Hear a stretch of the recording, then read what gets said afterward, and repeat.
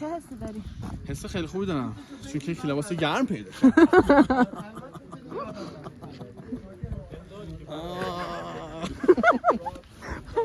و یک کوله سبک. شما همینجوری میای آره؟ حله خیلی خوبه. بعد این واسه کیه؟ این آیدی زحمتشو میکشه میاره.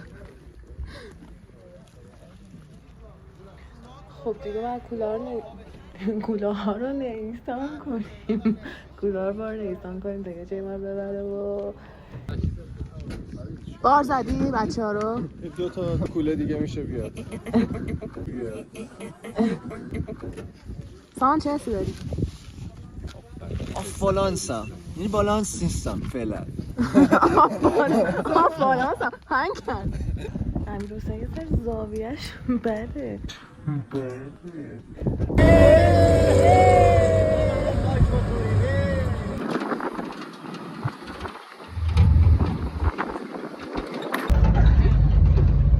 خیلی سخته. سر اوشه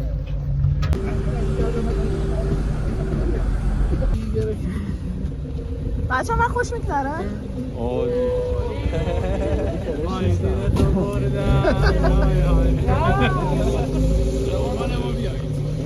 خدا بس اوه شد بشین اینی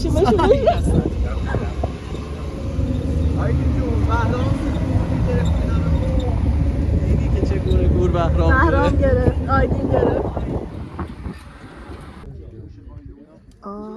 کاش یه ذره هواش صاف باشه بارون بیاد تحتمون فردا فکر کنم خیلی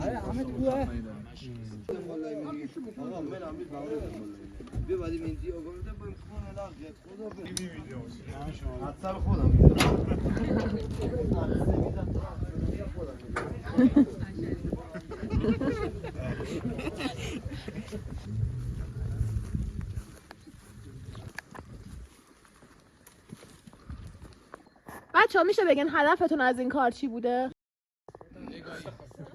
سیاوش که شاید کف دروازه نشسته یا تصویه هم بچرم نه بیا این جلوتر ستون داره. تست تاباوری تنه داره. خرشته قبل ما اینجا بوده. بریم ببینیم خودش کجاست.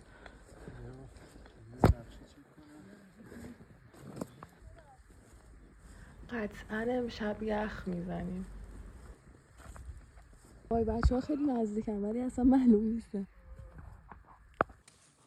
خب بالاخره باسن گذاشتن زمین بچه ها. ممکنه اینجا کمپ کنیم.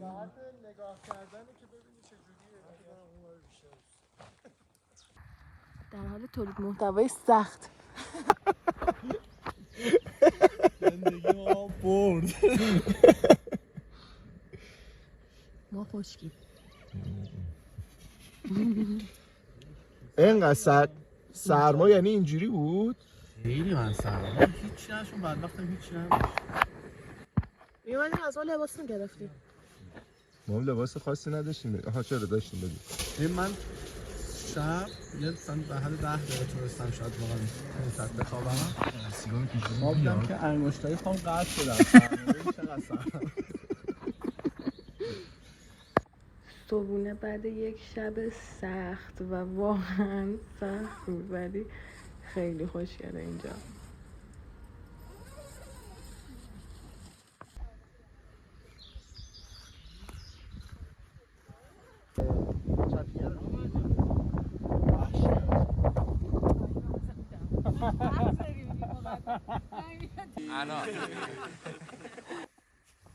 بدون اغراق یکی از سختی‌های کمپ دل کندنه. یعنی الان ما باید از اینجا جمع کنیم و برگردیم تهران. شما ناهارتون همش کشه. پشما ببین چی رو میخواد چی ترکیب کن. تلاش‌های چقدر شلده هستی.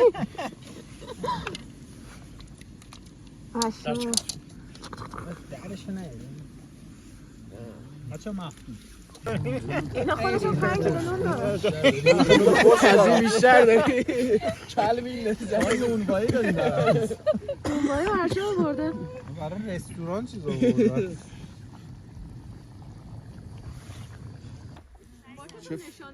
ببینم چه اروتیکی شد، خونم داره. آدم تیکه کردن ها.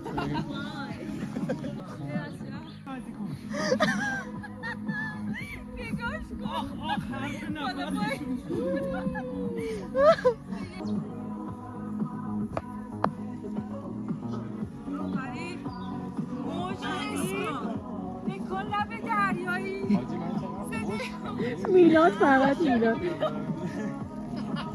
بکن پولی که به سیاپوس دادی داره به بهترین شکل کارش انجام میده. پاشا بالا از خدای بالا سرت تشکر کن. تو فراموش نشه. وایسا هنگ هم شد. آقا یعنی شو نیسان رفت.